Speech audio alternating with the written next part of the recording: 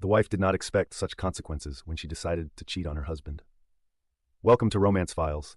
Please like this video and subscribe to Romance Files. Hear the story. I felt pretty good as I left the dealership. They were the proud owners of a Prius hybrid, and I was the enthusiastic owner of a new Jeep Grand Cherokee SRT. I stopped at a stoplight and sat there with a huge goofy grin on my face. I knew what I was going to do. When the light turned green, I pushed the gas pedal, and the supercharged 6.2-liter Hemi howled as I started it up until it wouldn't budge. I downshifted to an acceptable limit, and the smile became permanent when I pulled into my driveway. I didn't drive it into the garage. In a minute, I was going to drive again. I stepped inside and smelled something cooking. It smelled like spaghetti. I never really liked spaghetti. Good thing I had plans. I didn't yell, "I'm home," like I usually do. I just went upstairs, changed into my golf clothes, got my clubs out of the closet, and headed for the front door. Rachel came out of the kitchen as I was heading for the front door. "Charles, where are you going? Whose car is that? Dinner's almost ready. Why are you dressed like that? And why do you have golf clubs?" "Well, honey, I'm going to play golf. This is my car, these are my golf clothes, and I need the clubs to play golf." She stared at me like I was crazy. "You didn't say anything about playing golf. How about dinner?" "I'll have dinner at the country club," I told her. "Have a nice dinner." I heard her voice just as I was closing the door. "What do you mean it's your car?" I didn't have time to answer trivial questions, so I continued on my merry way. My phone started ringing almost immediately, so I turned it off. I got to the country club, enjoyed a very nice dinner with Ralph and Pete, and played 9 holes. I hadn't played in a while, and it was noticeable. By the time we finished, I was starting to recover and felt better for the next time we agreed to play Saturday morning. I had a couple of beers and went home. I knew there was a real storm brewing in my house. I pulled the SRT into the garage and went inside. A very angry-looking Rachel was sitting in her chair watching TV. Lightning flashed from her eyes, and her eyebrows rose. "What the hell is wrong with you, Charles?" Thunder rolled off her lips. "Nothing, actually," I said. "What the hell is wrong with you?" The rebellion seemed to take her by surprise. I should mention that I am not usually this argumentative. I am a calm guy. If I care about something, I stay quiet. I don't care about the color of the appliances in the kitchen. She wants stainless steel instead of black. As long as we can afford it, I don't care. It's stainless steel. I was sure she took my general lack of opinion as a lack of will. It was probably my fault to some extent. There would be no more of that. For a moment, she stared at me in surprise. "What the hell is wrong with me?" she practically hissed. "You come home driving this gasoline-eating monster, tell me you're going golfing, skip the dinner I made, and you have the nerve to ask me what's wrong." I thought about it for a moment. "Yes," I said calmly. "Yes? What do you mean, yes?" She was practically foaming at the mouth. "Yes, I actually have the courage to say it." Her face was blotchy and flushed. "Are you drunk, Charles? Are you on drugs or something?" "I had a couple of beers at the country club, but no drugs." "Do you have any drugs you want me to take?" She seemed to be at a loss for words, but quickly came to her senses. "There might be. Maybe you need to take some antipsychotic medication." She stepped back and opened the door from the kitchen to the garage. The car must have impressed her. "A beautiful car," she snorted. "Are you having some kind of midlife crisis?" I thought about it for a minute. Yeah, what do you want to know?" "Yes, I'm having a crisis, and I guess 41 would be considered middle age." "Well, what's the matter?" she asked demandingly. "What is what? That's a pretty vague question. What crisis?" She seemed very annoyed. "It's a secret." "So you're in a crisis, and you're keeping it a secret from me?" She seemed unable to believe it. "No," I said. "Stop being an ass." "What do you mean, no? I'm not keeping it a secret from you." She waved her hands. "I'm not going to waste my time. What's that stupid toy doing in our garage, and where's the Prius?" "I traded it in for an SRT. I didn't like the Prius. I like the SRT." "We agreed that the Prius is environmentally friendly and economical," she said. "It's the kind of car that responsible people drive. You need to think about how you'll look shoving this beast into your work parking space. All the executives drive hybrids. How will they feel when they see you driving this dinosaur?" "Envy." "We agreed on the Prius," she said. "No, I never agreed," I said. "I just agreed because that's what you wanted." "That's right," she said sternly. "Don't you care about my happiness anymore? Tomorrow you'll take it back, and you'll get your Prius back." "No." She acted like she had no idea what the word no meant. "What does no mean?" "I won't take it back, and I won't take the Prius back." She thought for a moment. A hurt expression appeared on her face. 3 days ago I would have cared. "What's wrong with you, Charles?" "I've decided I like being called Chuck from now on. You have to call me Chuck." Her mouth was ajar, and she seemed speechless. I appreciated that. I went upstairs to shower and get ready for bed. When I stepped out into the bedroom, there was a pillow and blanket at the foot of the bed. "You're going to sleep in the guest bedroom," she said. "You're acting like a cranky child, and don't expect me to sleep with you." I thought for a moment and pulled back the blanket. Her eyes popped out of her orbits as I started to sit up. "What the hell do you think you're doing?" "Going to bed," I told her. "You weren't going to sleep here." "Yeah, I heard you. There's nothing wrong with my hearing. Don't tell me where I can sleep. This is my half of the bed. The other half belongs to you. I'm not going in your half. It's only fair to tell you that you shouldn't climb on mine either. She rolled defiantly onto my half. I snatched the blanket from her hands and sat on top of her before lying on top of her. She tried desperately to push me off. I weighed 95 pounds. She weighed 54 kilograms. She failed miserably. Get off me, you idiot. She tried to slap me, but I caught her hand. That's my side, I told her. Your side is over there. You're not welcome on my side.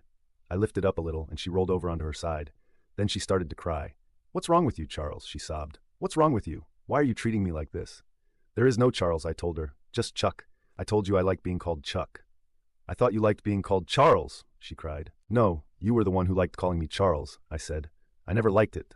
I just went along with it for your sake. Why? Why do you want to make me feel good? I don't think you respect me. I think the reason you don't is because I spent all my time trying to make you happy. I'm done now. I'm going to make myself happy. If you're happy because I'm happy, that's great. If you're not, big deal. She made a quiet crying sound. What's wrong? Yesterday, you were the best husband in the world. The next day, you're a son of a to me. It actually took 3 days, not 1 day at all. She was staring at me. She was very much like one of those chicks waiting for their mother to feed them. I don't have any worms for you, I told her. She stared at me as if an alien had invaded my body. Worms? What the hell is wrong with you? Are you sick? The answer to the first question is complicated, I said after a moment's thought. The answer to the second question is yes. She thought for a moment.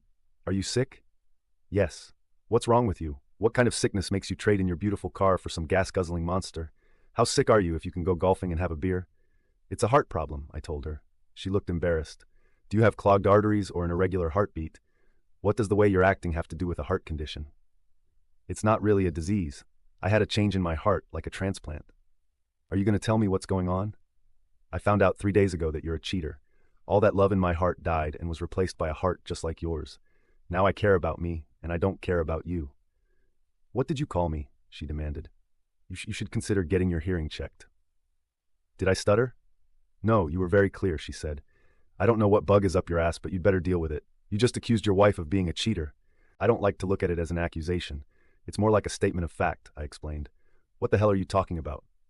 She was practically screaming. There's no need to yell. I'm right here, I said. I'm talking about your little date at the hotel with Alan and Marcy Baker. Her face went pale. But how? I don't know what you're talking about. Do you know who the president is? What day is today? She just stared at me. Someone has a disturbing short-term memory loss, probably from a stroke. I pulled out my phone and opened the chat room. They were saved in the chat room and on my phone. I wasn't going to tell her where else they were saved. There were pictures, big as life-size, Rachel between the two of them, walking through the door of room 177 of the Dorchester Hotel. She was kissing Marcy, and Alan had his hand on her ass. Where did you get that? She asked. McLeod sent it to me, I said. I'm pretty sure he sent them to Lonnie, too. They're pretty pissed off. M is our son, and Lonnie is our daughter. She ought to know. You're lying. You got them from somewhere. I showed her the picture McLean took. No, he was there dropping off a customer when he saw you come in. He just wanted to say hello. Imagine his surprise at your little date. I like that word, don't you? It wasn't. Oh God, what are you going to do, Charles? Charles isn't going to do anything, I said. Chuck's already on the case. He's already organized fatal accidents for the 3 of you. She looked at me fearfully for a minute. I guess she thought I wasn't kidding. Really? What are you going to do? Nothing, I said. I've hired some of my friends to do everything. Alan and Marcy are going to die tomorrow, and with you, I'll wait until next Wednesday. I figure that since Alan and Marcy are going to work tomorrow, their airbags will be out of commission. They'll deploy, causing the car to crash. Of course, by then, the airbags will have deflated. It's well known that these Priuses don't do well in crash tests. That's why I got rid of mine. She stared at me with her mouth open for a minute. It wasn't a very attractive look. She gathered all her composure as best she could after that ominous revelation. Oddly enough, she seemed indifferent to the probable demise of her sex buddies. Just selfish, I thought. What about us? She managed to get out. Oh good, we're gone now. Of course, I'm divorcing you. You're due at work tomorrow. Do you think the company will mind 3 of their employees were on a date? God, I love that word. A date leading up to a divorce and serving papers at work could create some awkwardness there.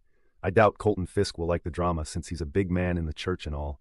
I wonder if Alan and Marcy will be allowed to have the funeral in the church. This caused Rachel to let out a strange, distorted squeal, sounding as intimidating as some peacocks at the zoo. I turned off my light. Good night, Rachel, I said. I wonder if I'll get both halves of the bed in the divorce. She threw herself on my half of the bed and clung to my back like a leech. I don't want a divorce, Charles, she sobbed into my back. I didn't answer. Charles! She pulled me tighter against her. Charles, I don't want a divorce. Silence. She looked over my shoulder. Charles! I looked at her. There is no Charles, I told her, and you're on my side of the bed. Then goddamn it, Chuck. Then Chuck, I don't want a divorce. I rolled over to her. I didn't want a cheating wife either, but I got her. Even though I didn't want her. Funny how that works, huh? She didn't seem to have the same curiosity as me. Chuck, I'm so sorry, she said. It was just something I wanted to try. I was curious what it would be like to be with another woman. Me too, I said. Wow, are we so much alike? I was also under the impression that Alan was a man. Does anyone else know that he's not cisgender? Don't be ridiculous, she said. It was a threesome, but I didn't have sex with him. Only with Marcy. Did he sit in the chair and watch? Not a cisgender voyeur pervert? He was doing Marcy while she was doing me, she admitted. Do you realize how ridiculous this conversation is? What possible fancy could have made you think in your wildest dreams that this was helping your cause? She hesitated for a moment, but couldn't seem to come up with anything plausible. I was going to give you the same thing, she finally squeezed out. The same thing? What does that mean? I asked. A threesome with me and Marcy, she said. You just told me you were interested in being with another woman. Marcy isn't the kind of woman I'm interested in, I said. I was thinking about the one who hadn't slept with half the men in town. Who are you thinking about? What the hell? Chuck was on fire. I might as well have been playing with her mind. Well, Lily was always at the top of my fantasy list, I admitted. My sister? She squealed. You asked me that, I reminded her. Lily was sexy as hell. Rachel was a walking wet dream. Lily was all of those things but more. Blonde hair, brown eyes, a few freckles on the cutest little nose imaginable. In that body, she had the most beautiful shape. It was the kind of shape that just looking at it made your tongue go hard, not to mention other parts of your body. Her tits were big, round, and firm, and she had the most delightful ass on the planet. She exuded sensuality from every pore and made men do stupid things when she was around. She was 5 years younger than Rachel and me. She had been briefly married when she was in her late 30s to an up-and-coming NFL player, but dumped the bum when he washed out, started drinking, and couldn't keep a job. When Rachel and I were dating, we were in college, and Lily was in high school, and she had a crush on me. It was funny, and I loved the hell out of her, but I never took action. Yes, I felt the lust, but I would do anything, even if I had the opportunity. I wondered if Rachel would really go for it, and more importantly, if Lily would. It didn't matter. Rachel was leaving me anyway. But this was a very good opportunity to drive her away. I could see the wheels turning in Rachel's head. I'm not going to have a threesome with my sister, she finally said. I shrugged and turned to go back to sleep. The divorce went as smoothly as it could possibly go. Rachel fought it as hard as she could, but divorces can't be dragged out like they used to be. Most people know what happens in divorce, and it wasn't fun. But Chuck enjoyed life. How do you leave your beloved? Just take out the trash. Sometimes the trash object's to being taken out, but hey, it happens. I never got to have that threesome with Lily. I'm quite content to be paired up, though. The lush body of this cutie being the little spoon next to me doesn't even allow me to dream of a threesome. Subscribe to our channel and listen to the next story, because this story is nothing compared to the next one. If you're under 18, don't even think about listening to the next one. Second story. My husband cheated on me, but still wants to be friends with his AP. My house and I share a history of over 20 years and have young children. A little over 3 months ago, he confessed to an almost 2-year-long affair with a close friend, someone he has known for as long as he's known me. I suspect emotional infidelity may have preceded the affair, although the exact duration remains unclear. Upon revealing the affair, his initial intention was to end our marriage.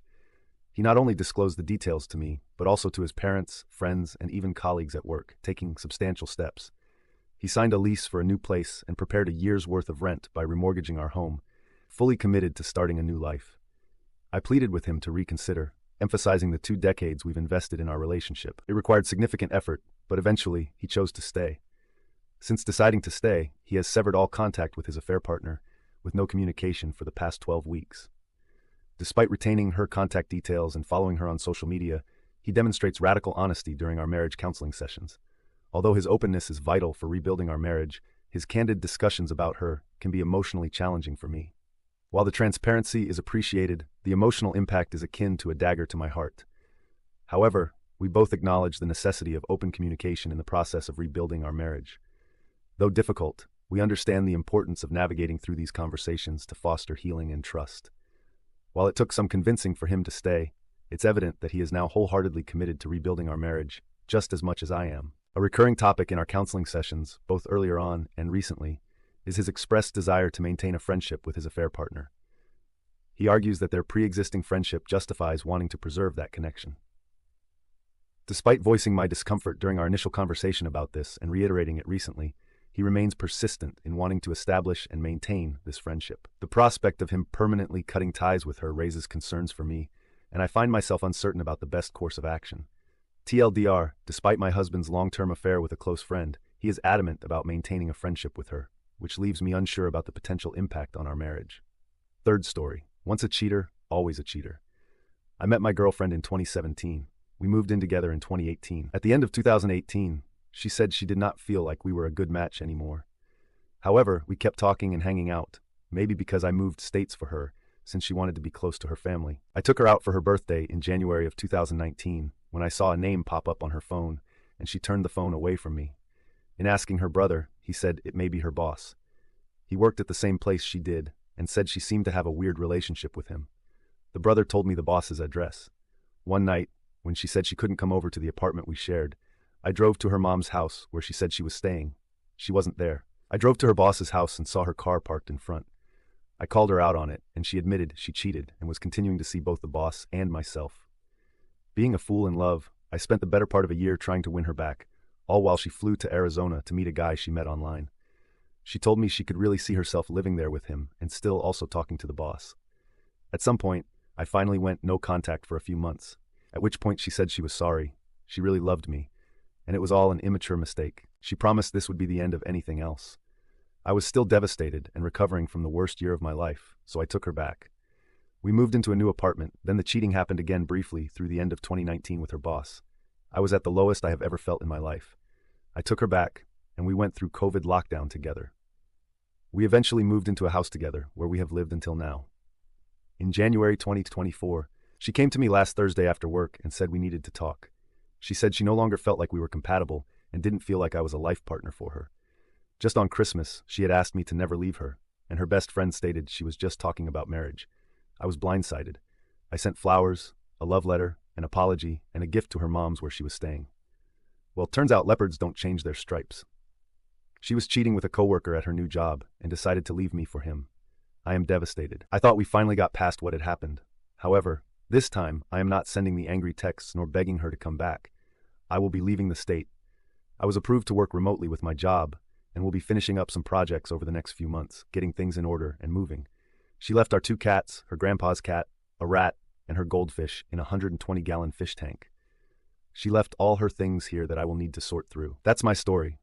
I loved, thought I knew better, believed the lies, and now I'm incredibly sad and angry. Thanks for joining us on this chapter of Relation Tales. If you were moved by these stories, hit that subscribe button and ring the notification bell. Don't miss out on the upcoming emotional roller coaster of relationships.